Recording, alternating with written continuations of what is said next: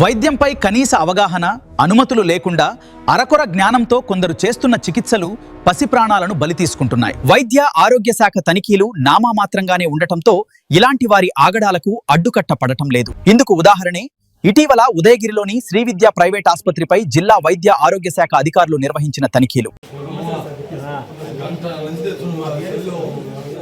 ఉదయగిరిలోని శ్రీవిద్య ఆస్పత్రిని తనిఖీ చేసిన అధికారులు విస్తుపోయే నిజాలను గుర్తించారు. 2013 నుంచి ఈ ఆస్పత్రికి రిజిస్ట్రేషన్ రెన్యువల్ లేదని, బెడ్స్, ల్యాబ్, ఫైర్ సేఫ్టీ వంటి కనీస అనుమతులు లేవని తేలింది. స్టాఫ్ నర్సులకు కనీసం విద్యార్హత పత్రాలు కూడా లేకపోవడంతో అధికారులు ఆ ఆస్పత్రిని సీజ్ చేశారు. జిల్లాలోని పలు పట్టణాలు, గ్రామీణ ప్రాంతాల్లో ఆర్ఎంపీలు తమ అర్హతకు మించి వైద్యం చేస్తున్నారు. చిన్న సమస్యకు కూడా సెలైన్ ఎక్కించడం, యాంటీబయోటిక్స్, స్టెరాయిడ్స్ వంటివి ఇష్టానుసారంగా వాడుతున్నారు. చిన్నపిల్లలకు శ్వాసకోశ సమస్యలు వస్తే నెబ్యులైజర్, ఆక్సిజన్ అందించడం వంటి ప్రమాదకర పనులు చేస్తున్నారు. అర్హత లేకపోయినా ల్యాబ్ పరీక్షలు నిర్వహిస్తూ రోగుల ప్రాణాలతో చెలగాడమాడుతున్నారు. జిల్లా వైద్య ఆరోగ్య శాఖ అధికారులు కేవలం ఫిర్యాదులు వచ్చినప్పుడు మాత్రమే స్పందిస్తున్నారనే ఆరోపణలు వస్తున్నాయి. స్కానింగ్ సెంటర్లలో లింగ నిర్ధారణ పరీక్షలు చేయకూడదనే నిబంధనలను కొందరు యథేచ్ఛగా ఉల్లంఘిస్తున్నారు. పల్లెల్లో పుట్టుకొస్తున్న ఇలాంటి నకిలీ వైద్యులపై, నిబంధనలు పాటించని ఆస్పత్రులపై ఉన్నతాధికారులు కఠిన చర్యలు తీసుకోవాలని ప్రజలు కోరుతున్నారు.